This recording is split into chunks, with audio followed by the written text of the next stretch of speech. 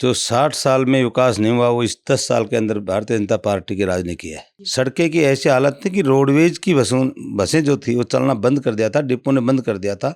मतलब सड़क कहीं नाम की चीज़ नहीं थी आपको। उसके साथ साथ आप ये देखोगे नहर का पानी, जहाँ किसान नहर के अंदर सूखी नहर देखता था, कभी उसने सपने नहीं देखे थे इस प्रकार का पानी इस क्षेत्र में आएगा।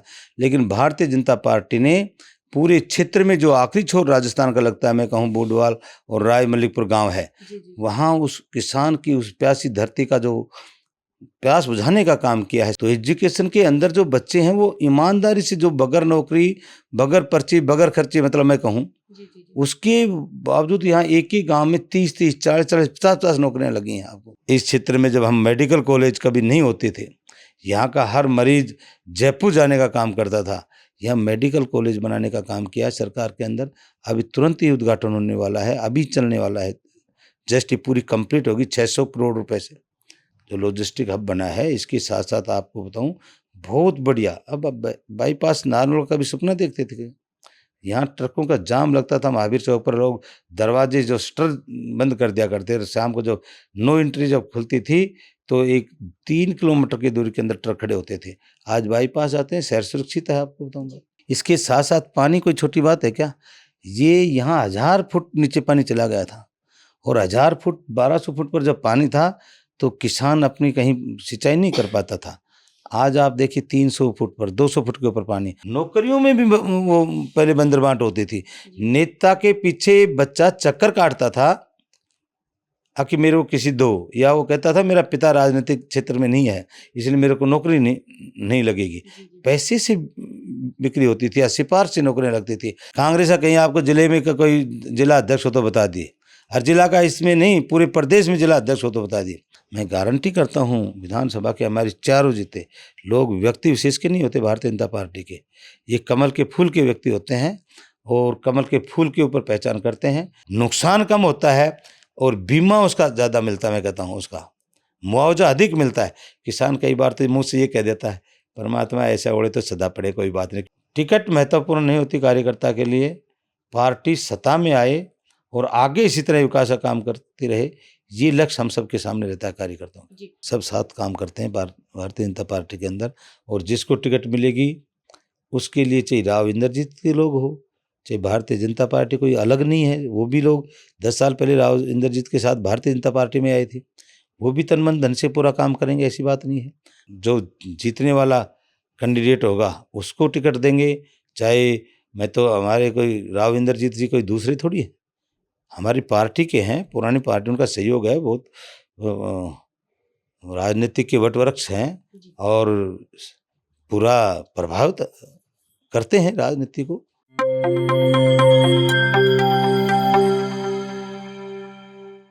नमस्कार, मैं हूं शैली शर्मा और आप देख रहे हैं जेपी हरियाणा।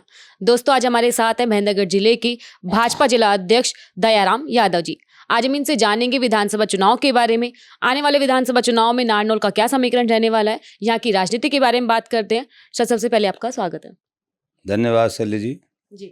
सर, आप यही बताइए, भाजपा के 10 साल के कार्यकाल में ऐसी आपकी क्या उपलब्धियां हैं जिनको लेकर के आपके उम्मीदवार जो यहाँ से होंगे या महेंद्रगढ़ जिले के जो उम्मीदवार होंगे वो मतदाताओं के बीच जाएंगे, उन उपलब्धियों के बारे में आप बताइए।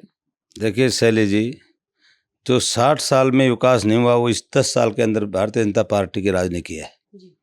जब हम अपने अतीत में जाते हैं तो सड़कों का जब देखते हैं मामला, तो हमें याद आती है आज का जो 18 साल का जो वोटर वो शायद नहीं चले, क्योंकि उसका बचपन था जब 12 साल में, या 10 साल का होगा जब आज का वोटर वो है, तो वो आज का यहाँ पिछड़ा क्षेत्र नहीं जानता जो था। सड़कें की ऐसी हालत थी कि रोडवेज की बसें जो थी वो चलना बंद कर दिया था, डिपो ने बंद कर दिया था। मतलब सड़क कहीं नाम की चीज़ नहीं थी आपको। आज आप देख रहे हो नारनौल का बाईपास, कितना सुंदर बाईपास, 152D नांगड़ चौधरी का बाईपास, एक छोटा शहर है, नगर पालिका भी बनी है, नगर पालिका बनी है, अच्छा विकास हुआ है, उसके बाईपास कराने का काम किया हमने। उसके साथ साथ आप ये देखोगे नहर का पानी, जहाँ किसान नहर के अंदर सूखी नहर देखता था, कभी उसने सपने नहीं देखे थे इस प्रकार का पानी इस क्षेत्र में आएगा।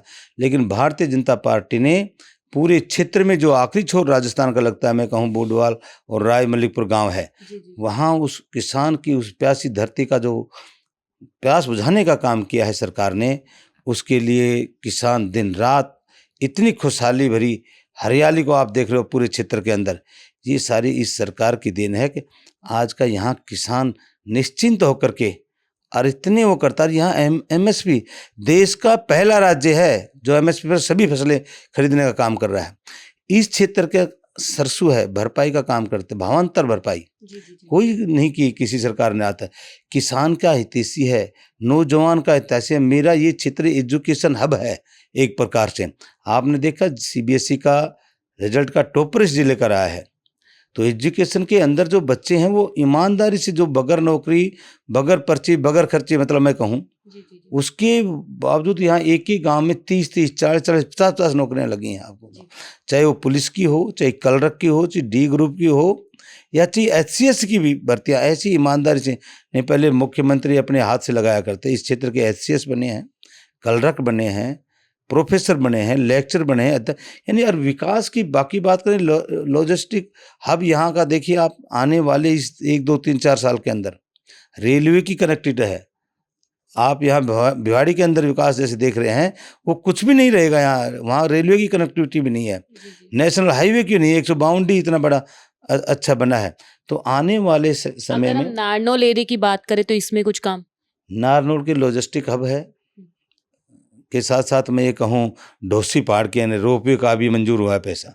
और ये जो राजस्थान में जितने भी विदेशी जो पर्यटक आते हैं वो यहाँ पर देखना इतनी भारी भरकम जो रोपवे पर जाएंगे तो इस क्षेत्र का मैं कहता हूँ आम पर्यटक स्थल जो रहता है उसे कई सुंदर।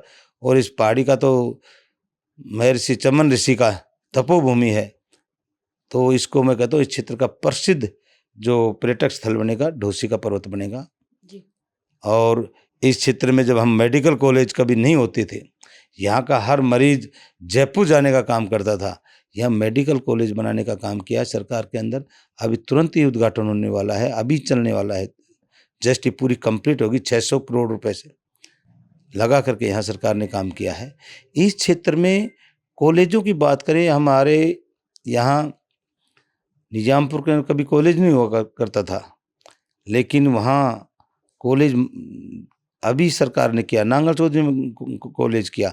एजुकेशन को आज हम कह दें शिक्षा और चिकित्सा पे इस सरकार ने जो ध्यान दिया बहुत दिया।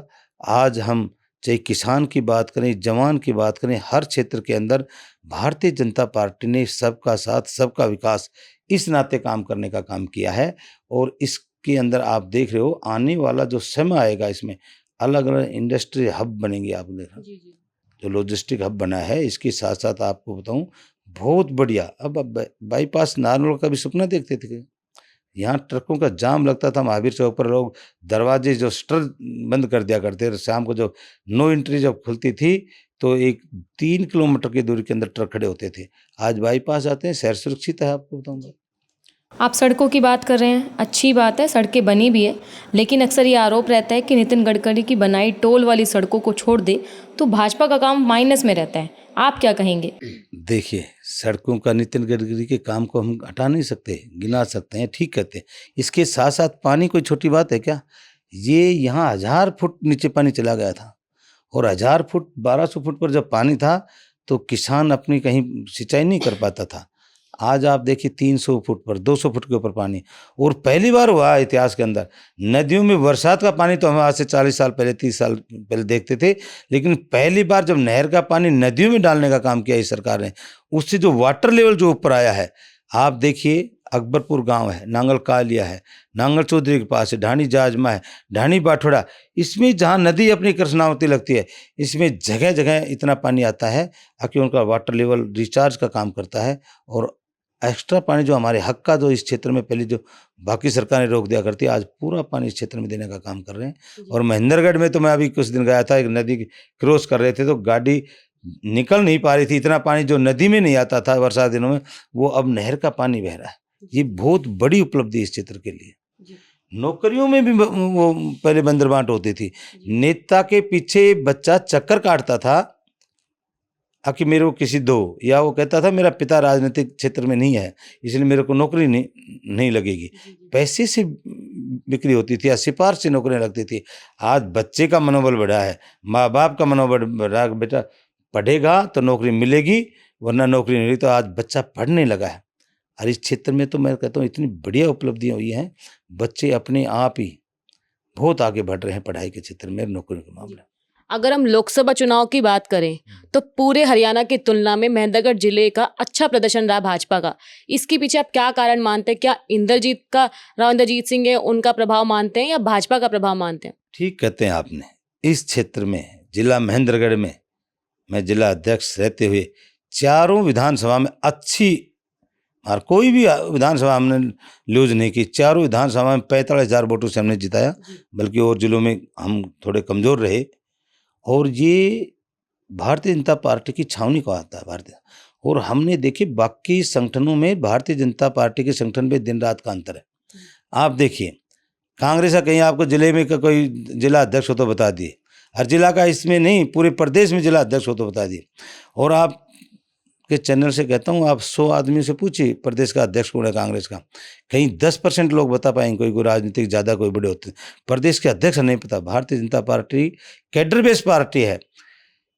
पन्ना प्रमुख हमने बनाए, बड़े बड़े चारों विधानसभाओं में हमने बड़े वो सम्मेलन करवाए पन्ना प्रमुख। अगर हम हरियाणा में देखें तो हरियाणा में कांग्रेस ही कहते हैं कि इनके पन्ना प्रमुख कहाँ गए। अब लोगों का भी यही कहना था। हम तो उनसे कहते तुम्हारे जिला अध्यक्ष बने हैं, हमारे त्रिदेव भी हैं, हमारे शक्ति केंद्र भी हैं, हमारे मंडल भी हैं, हमारे पास मोर्चे भी हैं 5-6, और सारी टीम गठित है। हम नीचे बेसिक रूप से आपको बताऊं, कार्यकर्ता तैयार करते हैं, और वो करके एक एक कार्यकर्ता वोट को ले जा करके पोलिंग कराता है। इसलिए निश्चित रूप से अब आने वाले समय भी आपको बताता हूँ, मैं गारंटी करता हूँ विधानसभा के हमारे चारों जीते लोग व्यक्ति विशेष के नहीं होते भारतीय जनता पार्टी के, ये कमल के फूल के व्यक्ति होते हैं, और कमल के फूल के ऊपर पहचान करते हैं। टिकट चाहे किसी को भी मिले, भारतीय जनता पार्टी का वर्कर एक राष्ट्र भक्ति से उत्प्रोत होकर के और देशभक्ति से उत्प्रोत होकर के, मैं कहता हूँ कमल के फूल के ऊपर काम करता है, कमल को फूल को वोट देता है। और आने वाला ये विकास इस क्षेत्र में जो बोल रहे हैं ना, कांग्रेस का गिनाइए ना, एक भी काम गिनाइए आपको तो। क्या किसान की कोई MSP पे कोई फसल खरीदी, कोई सर्ची, कोई भरपाई दी? अब आपको 24 घंटे में किसान फसल बेच कर आता है, उसका पैसा मिल जाता है। आप उनके लोग थे, कभी 2-2 रुपए का चेक, हमें शर्म आती है वो कहते हुए भी। आपको बताओ किसान की बेइज्जती होती थी, और आज हम उस किसान को कभी ओलावृष्टि होती है और उसका मुआवजा देते हैं हम ओलावृष्टि का फसल का, तो किसान कहता है और सरकार ने इतने पैसे दे दिए, 15-15 हज़ार रुपये एक के लेके, 10-10, 12-12 हज़ार रुपये। ऐसा तो बनी वो फसल नुकसान कम होता है और बीमा उसका ज़्यादा मिलता है। मैं कहता हूँ उसका मुआवजा अधिक मिलता है।